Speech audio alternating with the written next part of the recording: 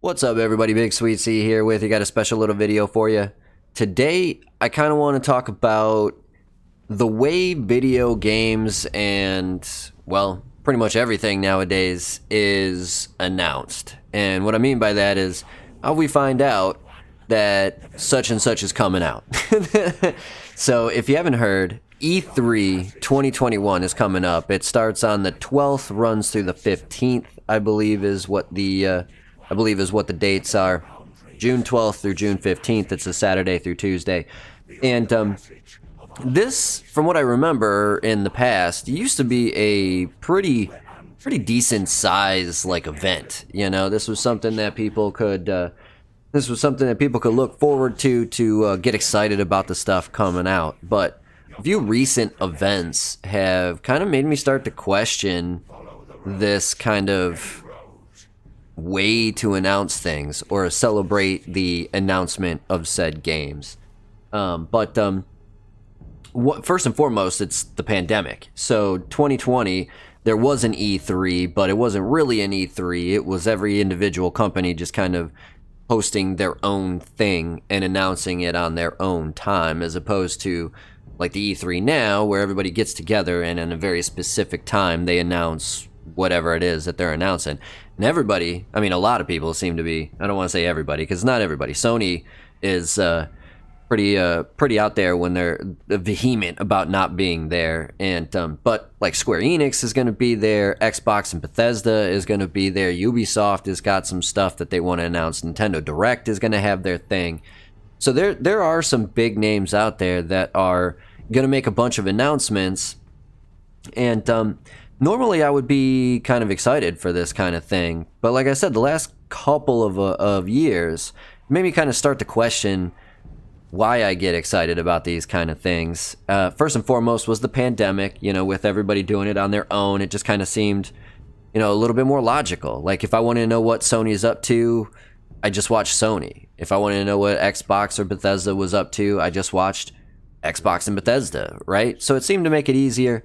The other thing was Cyberpunk 2077, when it was announced like 50 years ago. I believe it was an E3 that it was announced at, and I mean it got pushed back and pushed back and delayed and delayed and pushed back, and they finally rushed it out, and the game's been out for 6 months now, and I don't know anybody who still plays it. I know like 2 people who bought it originally.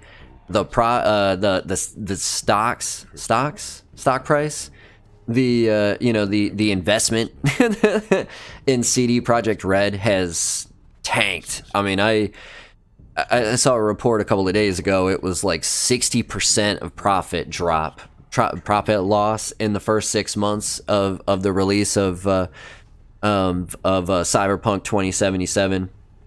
And I mean, the game's been out for half a year now, and I haven't heard Dickie McGee's axe about them actually fixing the game that is trash.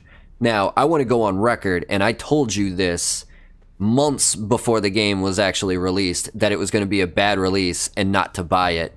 And I was 150% right. I mean, even more so than even I thought. Like, that was a fucking horrendous release. I'm so glad I didn't spend any money on that. And it's going to be one of those games where I'm, at bare minimum, gonna wait until it goes on sale at Epic Game Launcher or Steam for like $2. No way I'm spending more than like $4 on that artistic bullshit trash. But I called that from like a year ago. I told you it wasn't going to be a good game. I told you it was going to be garbage when it came out. I told you they were rushing it, and I told you that it was going to be a bad investment. And well, time has only proven me right. That's horrendous. I mean, what do you expect from CD Projekt Red, whose biggest claim to fame is The Glitcher 3? Like the only game that was successful that they've ever created. And like, people were like, oh no, CDPR is going to be amazing. Cyberpunk 2077 is going to be the best game ever. I mean, I saw this dickhead on blue checkmark dickhead on Twitter belittle this little dude that was like, I think Final Fantasy VII Remake might be better. And, I mean, lo and behold, Final Fantasy VII Remake is still here holding strong, and Cyberpunk 2077 has lost 60% of its income in 6 months. So I think we know who the clear winner is in that one. So that blue check jerk off just proves my point that journalism is a dead art, and like the people that are like the quote unquote experts don't know diddly poo poo about anything.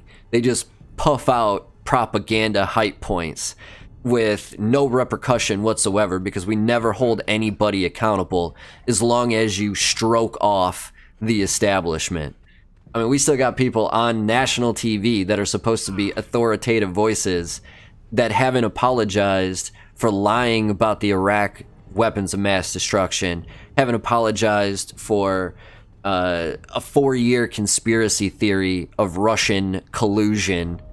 Oh, I'm sorry, Russian interference.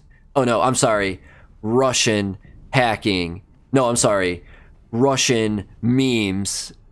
Like, I mean, we move the bar for these ass clowns, and no one ever gets in trouble for it. But people like me who speak truth to power and tell you that these people are trash people, I'm the one that gets pushed to the side and throttled because I'm not an establishment bootlicking jerk off. But hey, you know, another video, another time. Sorry, I didn't mean to get on that little rant there. We're headed back to E3, and but this does lead me into my next point, like this whole hype fest. And we all know that 90% of what you see at E3 is not going to be in the game anyway. They make these 10, 15 minute little like clippets that try and show you how awesome these games are going to be. And they never even come close to looking like that in these E3 trailers or announcements or videos or whatever. And then on top of that, with like Instagram and Twitter and Reddit, by the time E3 comes along, I already know what's coming on. Now, I'm not going to sit here and like blow smoke up my own backside getting excited about something that's not going to be in the game that I'm going to purchase. Like again, I would have spent $60 on Cyberpunk 2077, and I would have gotten about 3 cents worth of game.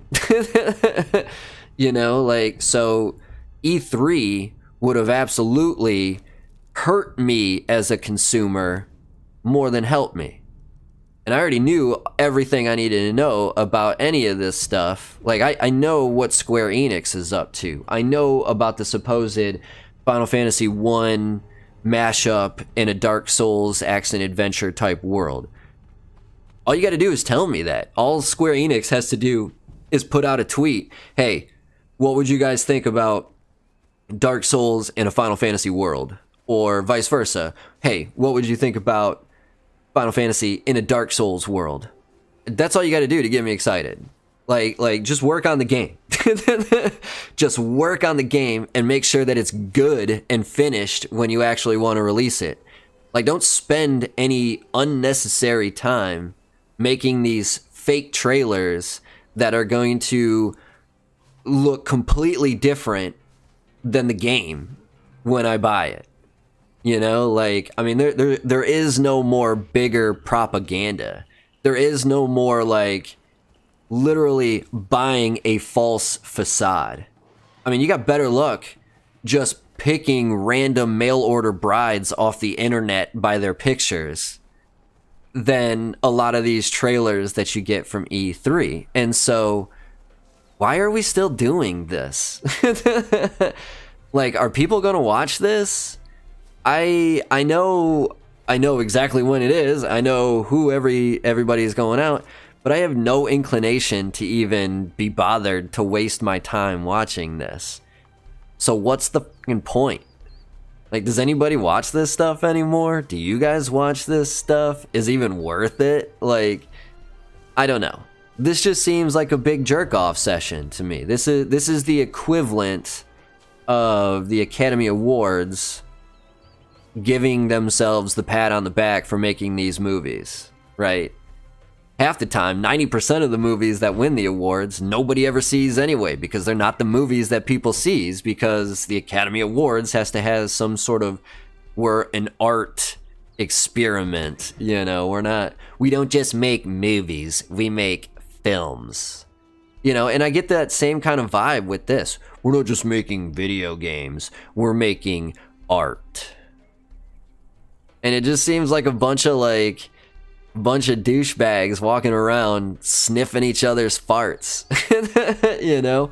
I mean, even so much as like, I think they announced that they're gonna have like a Best in Show award, like they did at, you know, like they, like somebody did this before, some sort of, you know, Best Announcement Award or Best in Show or something like that. And it's just like, what? The whole idea of this is to get hype for your product. You don't need to hype up the hype up of the hype up. Now you're just bullshitting people. Like now you're just like picking and choosing who you want to win. And like, we know, I've told you this before, 99 times out of 100, the person who wins just happens to be the people that like pressure people into giving them these awards. You know, like The Last of Us 2. The Last of Us 2 was horrendous. Like, nowhere even close to a good story, let alone Game of the Year, and like hands down Game of the Year. Get the fuck out of here, man. Like, that, it was absolutely absurd. And then on top of that, they gave it Game of the Year, and then they turned around and they said, well, it probably didn't deserve it because of this. Well, then why did you give it to that game? Simply because you're just trying to push this idea that gamers are not all racist, misogynistic, a-hole white males. You know, like that's literally the only reason you would have given it to that game. And it's trash, because we all know that that's completely made up BS by the establishment that doesn't want a viable industry harming what they consider their artistic expression. We know that's all made up. Go to Twitch. Half of Twitch is females. Now, half of those females are hot tub porn stars, right? So, I mean, they're milking the goodies too. But they're, on the flip side, how come we don't have games talking about how males are being disrepresented because females just dress in scantily clad clothes and they're considered gamers?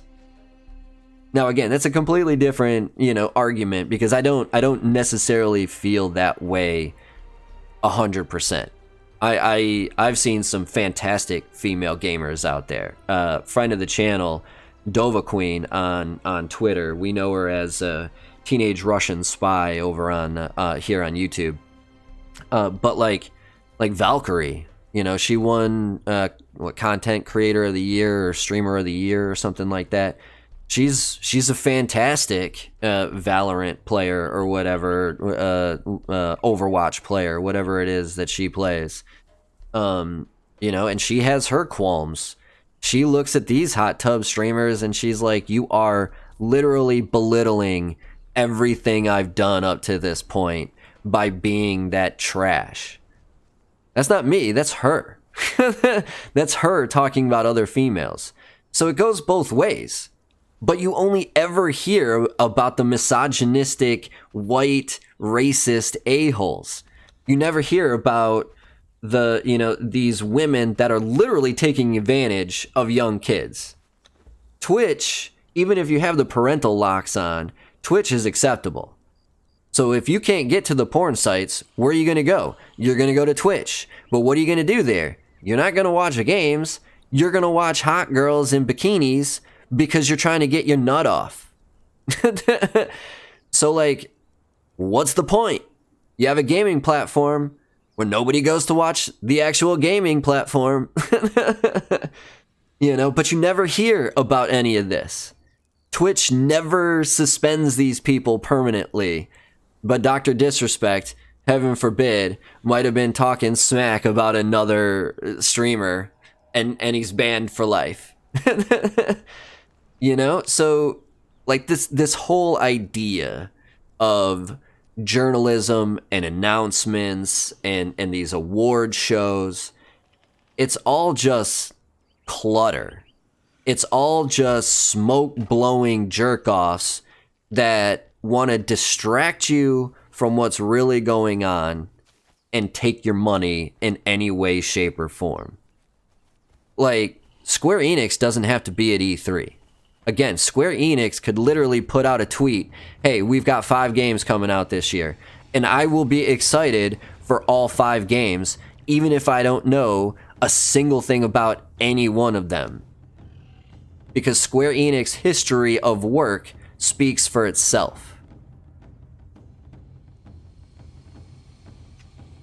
So so why?